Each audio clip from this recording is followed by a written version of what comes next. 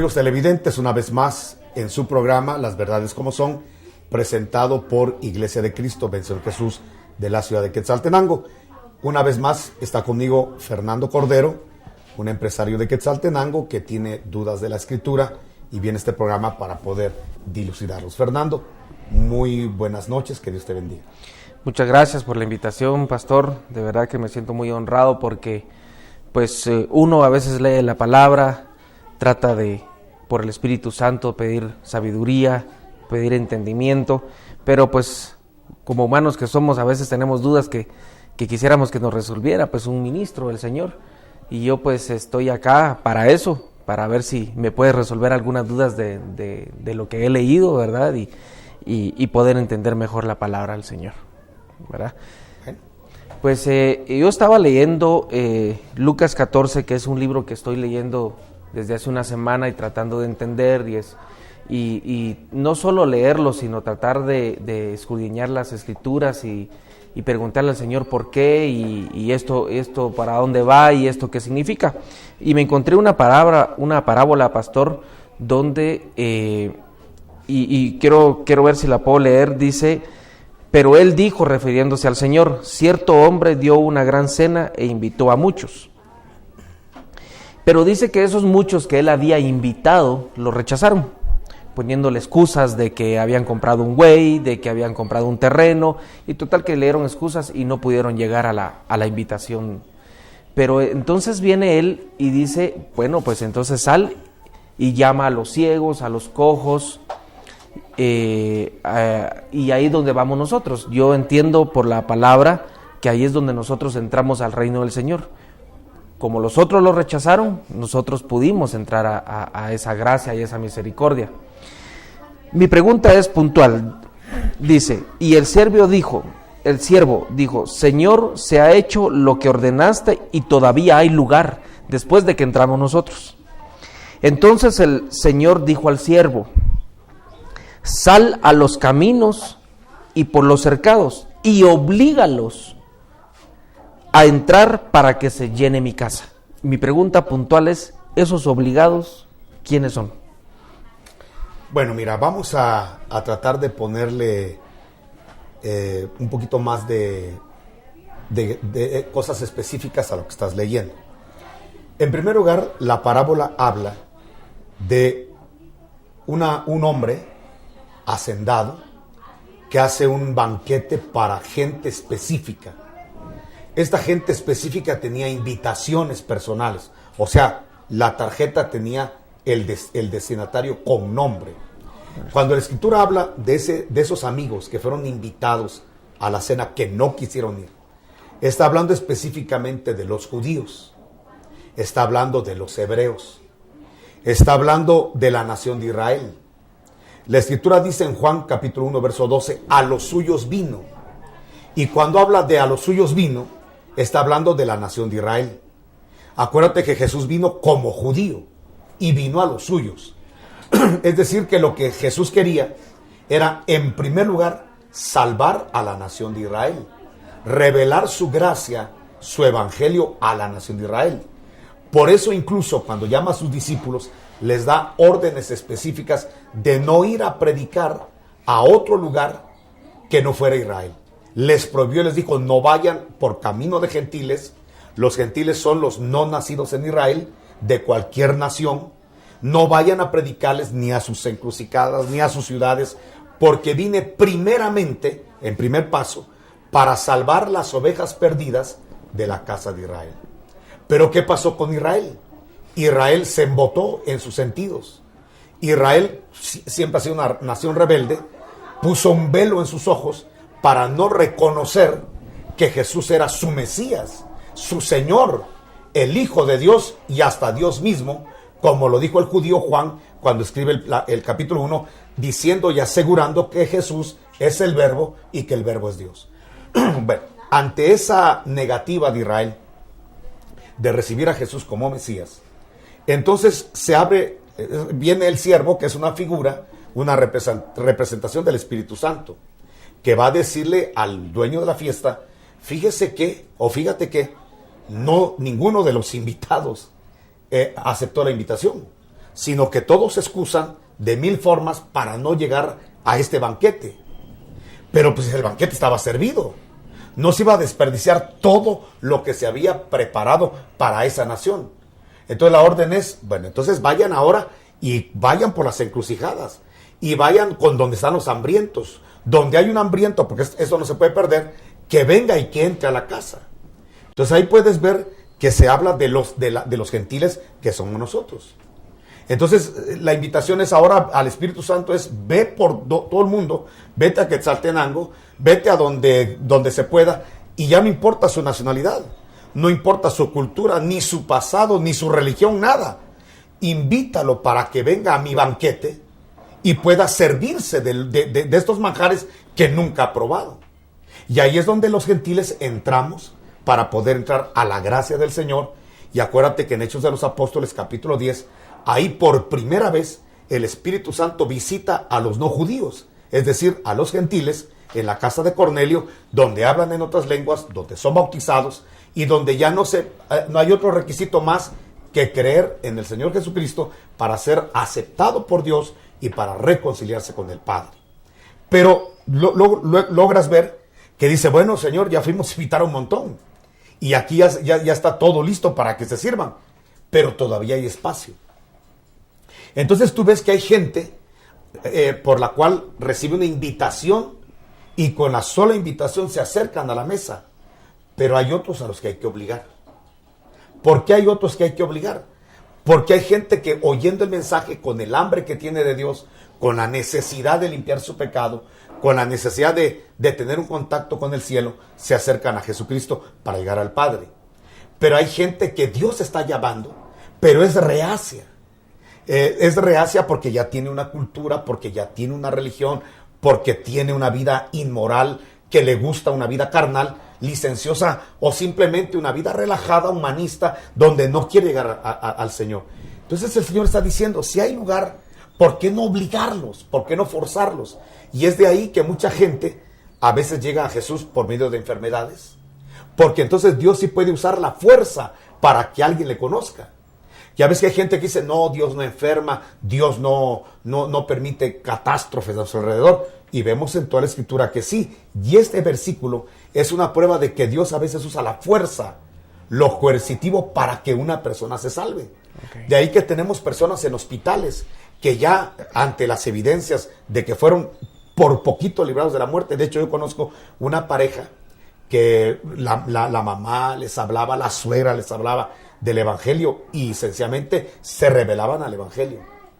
Entonces viene una persona de Guatemala porque tiene un impulso en su corazón de venir a hablarle a esta pareja de Cristo. Y ellos tienen ese impulso y les habló del Señor Jesús, pero ellos esa noche no aceptaron a Jesús, sino que se fueron a un antro, la pareja. Rechazando totalmente el mensaje del Evangelio de una familia que, movido por Dios, vienen a Quetzaltenango para poder hablarles de Cristo. Pero ellos rechazan el mensaje y se van a un antro. Tomaron. Y ya venían saliendo del antro cuando en eso se accidentan de una manera muy tremenda. Y lo impactante es de que lo único que quedó libre, vamos a decirlo así, un espacio libre, fue precisamente donde estaba la cabina de ellos dos. De ahí todo el carro se destruyó y fue una cosa aparatosa. Pararon en el hospital.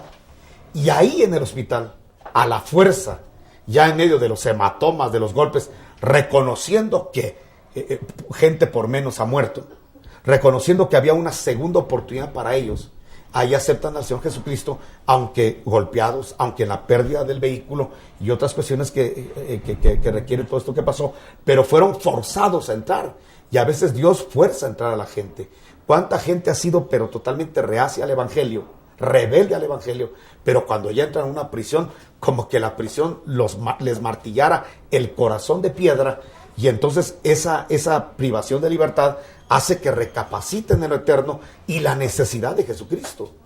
Hay gente que a través de deudas, a través de quiebras financieras, a través de cosas aparatosas, llegan a Jesucristo porque ahí como que en ese golpe de la vida entienden que lo único que vale la pena es conocer a Jesús. Y han tenido muchos anuncios, pero a veces hay que forzarlos de esa manera. Esa es la forma como el Espíritu Santo fuerza a mucha gente para que conozcan a Jesús, para que sus defensas religiosas, humanistas, morales, éticas, o que creen ellos es suficiente para poder salvarse y que no es necesario Jesucristo. Entonces ahí bajan sus defensas y aceptan a Jesús como Señor y Salvador. Entonces yo creo que el pasaje es muy claro de que Dios usa muchas veces la fuerza para poder salvar a una persona del error de su camino. No sé si me permites ahondarte un poquito más, pero es la razón por la cual incluso el Señor a veces puede llevar a la muerte a una persona. Fíjate que el apóstol Juan dice que hay pecados que llevan a la muerte. No sé si te acuerdas que primero Juan habla de eso. Por lo cual les digo, no oren. Porque a veces nosotros somos muy almáticos y vemos a una persona enferma y queremos que sane a fuerzas. Y queremos que Dios mueva su poder para sanar a la persona. Y a veces Dios ya decretó la muerte de esa persona. Recuérdate que quien da la vida es Dios y quien la quita es Dios, no el diablo. Amén. Acuérdate que ya Jesús tiene las llaves de la muerte y del Hades. Eso quiere decir que quien maneja la vida y la muerte se llama Dios a través de Jesucristo. Pero a veces Jesús puede decretar la muerte de una persona porque si la deja con vida, el Señor sabe que se va a perder. Sabe que va a terminar blasfemando. Va a terminar mal la persona en una apostasía terrible. Entonces, pero como es su hijo, lo que muchas veces Dios hace es cortarlo de la vida física. Entonces, por más que 17,820 profetas, apóstoles oren por la persona, se va a morir. Y el apóstol Juan dice, no oren por personas que su pecado, ya su maldad, los está llevando al decreto de Dios de morirse. Porque ellos se van a morir. ¿Y por qué se van a morir? Porque es preferible cortarlos de la vida física que mantenerlos en la vida física y que al final se pierdan. Entonces el Señor mejor permite, o lo hace, lo ejecuta, de cortar a una persona de la vida física con tal de que su alma se salve en el día del Señor. Sí, pues. Ok, ya pues mejor explicado no se puede. Creo que soy uno de esos, obligados. Bueno, pero bendito sea el Señor, porque lo importante es estar ahí en la mesa. Eso es lo que yo pienso. Sí, y lo importante es que media vez ya estás en la mesa, te sirvas de todo lo que hay ahí. Porque ahora ya viene una acusación al hombre.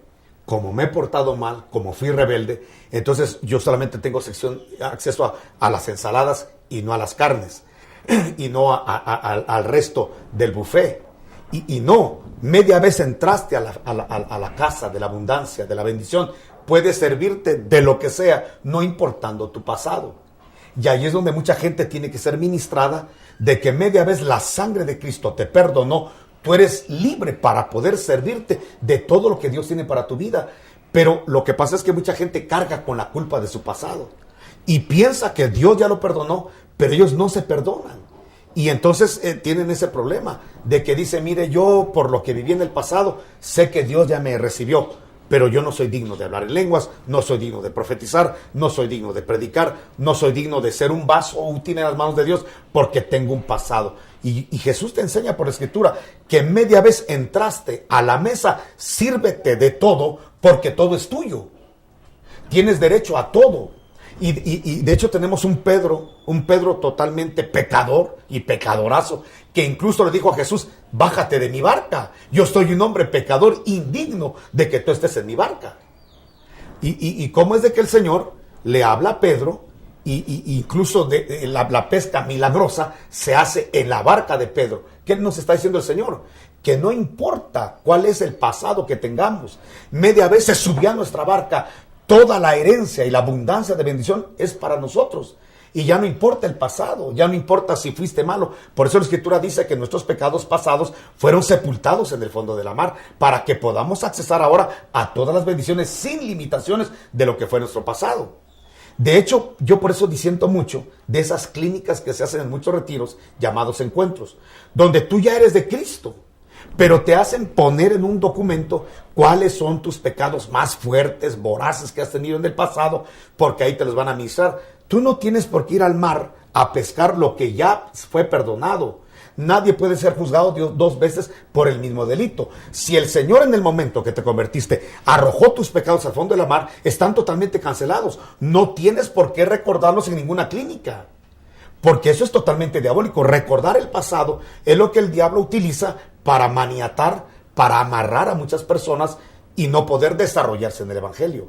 Si algo tenemos claro por Jesucristo es que si alguno está en Cristo, nueva criatura es. Las cosas viejas pasaron, aquí todas son hechas nuevas. Y no hay limitación. Entonces, como la oveja del Salmo 23, tenemos que ver que Dios ya aderezó una mesa en presencia de los que nos condenaban, de los que nos acusaban, y tenemos que servirnos de todo. Hay gente que no se atreve a salir en programas de televisión porque tienen un pasado. Hay gente que no se anima a ir a una iglesia porque tiene pasado. María Magdalena tenía pasado. Zaqueo tenía pasado. Pero el pasado fue totalmente roto desde el momento que Cristo llegó a sus vidas. Y eso ya no hubo por qué recordar cuál fue su vida vieja, cuál fue su vida pasada, porque eso estuvo totalmente cancelado. Amén. Lo creo con todo mi corazón. Lo que pasa es que a veces nosotros en nuestro humanismo, en nuestra carne, pues nuestra mente nos recuerda exactamente eso, ¿verdad? Que fuimos pecadores y que por lo tanto, por el hecho de haber sido pecadores, bueno, somos de hecho pecadores, ¿verdad? Lo que pasa es que antes no estábamos en Cristo y nuestros pecados pues no eran perdonados, porque solo Cristo es el que puede perdonar pecados. Pero en nuestro humanismo, nosotros lo que recordamos en nuestro pecado, nuestro pasado, y nos oprime, de tal manera que no nos deja avanzar. Y yo en lo personal te lo digo, pues mi pasado no es muy decoroso, pero sí tengo la certeza de lo que hablábamos la semana pasada. Si nosotros podemos pedir sabiduría, todos esos manjares, como la sabiduría, como la inteligencia, como la prudencia, y todos estos espíritus que podemos pedir en el Señor, nos los son dados, y tenemos que tener la fe en el Señor, que no por nuestro pasado no vamos a obtener todos esos manjares que hay en la mesa, como los que te acabo de mencionar. Claro, mira, hay algo muy importante en Cristo Jesús, y es lo que tiene que entender todo televidente. La mayoría de personas que venimos a Cristo, venimos con un pasado malvado, pues, o sea, bendito sea el Señor que hay perdón de pecados, porque si no hay perdón de pecados, entonces el Señor se estaría acercando a gente impoluta, gente inmaculada, gente que nunca ha pecado. ¿Sabes cuál es el problema? El problema es que a veces el hombre no reconoce su pecado ni su maldad. Ese es el problema. Porque la gente, lamentablemente, en el mundo religioso tradicional romano, establecieron 7 pecados capitales y mortales, y el resto de pecados les llamaron veniales, como que esos son pecadillos que Dios no toma muy en serio, o no se lo toma muy en serio, o no le ofenden tanto. Entonces, esta religión romana, lo que hizo al clasificar los pecados, es hacerle creer a la gente que si tú no tienes gula, porque sus 7 pecados capitales son estos, si tú no has adulterado, si tú no has fornicado, si no has asesinado, entonces eres una buena persona delante de Dios, porque solo pecadillos veniales tienes. Y realmente eso es totalmente antibíblico, y es lo que ha hecho que mucha gente se sienta satisfecha con su vida, y que incluso llegue a pensar que como no ha asesinado, como no se ha drogado, como no tiene esos pecados capitales, entonces es una persona aceptable para Dios. Y cuando tú lees la Escritura te das cuenta que el hombre, número 1, es rechazado por Dios, por su naturaleza, por lo que venimos heredando de Adán. Número 2, porque los pecadillos veniales, eso es totalmente falso. Ananías y Zafira, una mentira blanca, los llevó al cementerio, a la pareja. Una mentira de que habían vendido en cierta cantidad del terreno, pero se habían apropiado de algo. Al final dieron una cantidad de dinero a la iglesia. Pero eso hizo que Dios se enojara porque estaban mintiendo. O sea, date cuenta que para muchos la mentira es una mentira y blanca. Hasta es una mentira cualquiera. Pero Dios la puede sentenciar de tal manera que Ananías y Zafira por una mentira se fueron al cementerio. A veces decimos es que como no soy adúltero, como no le hago daño a nadie, yo estoy bien. Fíjate que el paralítico, hablemos del paralítico que descolgaron. Ese nunca salió a la calle a pecar, nunca fue a un antro a pecar. Ese tenía una vida de cama. Y cuando lo descolgaron, lo que Jesús le dijo al paralítico sorprende. Le dice, hijo, tus muchos pecados te son perdonados. ¿Cuáles muchos pecados si este no había asesinado? Este no había adulterado, este no había fornicado, no había robado. Sin embargo, Jesús le dijo, hijo, tus muchos pecados te son perdonados. O sea que, vamos a decirlo de esta manera, pecados capitales no tenía este hombre. Diríamos que estaba lleno. ¿Qué tendría el paralítico? Malos pensamientos. ¿Qué tendría? Malas intenciones. ¿Qué tendría el paralítico? Dios mío, de nacimiento, ¿qué tendría? Pero Jesús cuando lo ve, le dice, hijo, tu parálisis esa no es nada. La parálisis no es la enfermedad grave que tú tienes. La enfermedad que tienes es que tu alma, tu corazón está lleno de pecados. Pues a eso vine. Soy el salvador de los pecados, así que tus muchos pecados te son perdonados. La gente obviamente religiosa murmuraba y decía, qué fácil haberle dicho eso. Lo difícil es levantarlo de la parálisis. Entonces Jesús dijo, ¿qué es más fácil? ¿Perdonar pecados o levantar un paralítico? Para que vean que lo difícil ya lo hice yo, que es perdonar pecados. Hijo, te digo, levántate. Se levantó el paralítico y caminó. Pero ese no fue el mejor milagro. El mejor milagro fue que los pecados le fueron perdonados. Amén. De un hombre que podría decir, yo no le he hecho daño a nadie. Que podría decir, yo no he matado, yo no he adulterado. Pero solo con los pensamientos que tenía, las intenciones que tenía, para Jesús era importantísimo. Y eso era peor. Esos pecadillos eran peores que la parálisis. Pero hay mucha gente que como nunca le ha hecho daño a nadie, como ha vivido una vida moral como la del paralítico, creen que ya tienen ganado el cielo con esas medias obras que hacen y con que dan limonas, que visitan ancianos. Creen que con eso ya pagaron su salvación. Y la verdad es que para eso vino el Salvador. ¿Para qué va a venir? Mira, ¿por qué Dios va a permitir que su Hijo vaya a la cruz del Calvario? Si al final tú y yo nos podemos salvar con nuestras obras. ¿No crees que es algo ridículo de un Dios tan sabio mandar a su Hijo a salvar gente que se puede salvar? No, si mandó la medicina es porque no teníamos ni tú, ni yo, ni nadie el antídoto contra el pecado. El único que tenía el antídoto contra el pecado es Dios. Y lo invirtió en la sangre de Cristo. Amén. Por eso el derramamiento de sangre del Señor Jesucristo en su sacrificio es lo que nos salva, es lo que nos libera. Y es lo que nos permite entrar a la mesa para disfrutar de todos los manjares y de todas las bendiciones que Dios tiene para nosotros. Pero algunos van a entrar voluntariamente por necesidad, por hambre de Dios, y otros los van a tener que atornillar, y de esos hay muchos como tu persona que Dios ha tenido que tratarlos duramente, humillarlos incluso, para que puedan llegar a los pies de Jesucristo. No importa cómo lleguemos, lo importante es llegar a sus pies. Amén. Y ya estando a los pies, que Él es la puerta, yo soy la puerta, entrar por Jesucristo a disfrutar de todos los manjares que Él tiene para nosotros. Amén. Hay muchas personas que son reacias estamos hablando de eso, reacias a la palabra del Señor. Pero cuando tú los ves, cuando tú les hablas del Señor, ellos te ponen mucha atención. Hay otro versículo de la Biblia que dice que el que es del Señor te pone atención o escucha la palabra. El que es de Dios nos oye, dice Juan. Nos oye, eso es. Y el que no, definitivamente te puede rechazar. Bueno, mira, puede que haya una persona que rechace hoy y que más adelante se le active la necesidad y acepte al Señor. De hecho, creo que ese fue el caso de algunos de nosotros. En el caso mío, oír del Evangelio era hermoso. El problema era la vergüenza. De alguna manera, yo había sido líder de algunas sinvergüenzadas. Entonces ya de repente que tú te resultes convirtiendo como que no era muy congruente. Entonces lo que a veces por la vergüenza no toma la decisión de aceptar a Cristo. Y de hecho yo conozco personas, yo me recuerdo de un caso donde me invitaron a una casa y ahí había un invitado. Y aprovechando de que estaba yo, me dijeron, hermano, ¿por qué no le habla del Señor?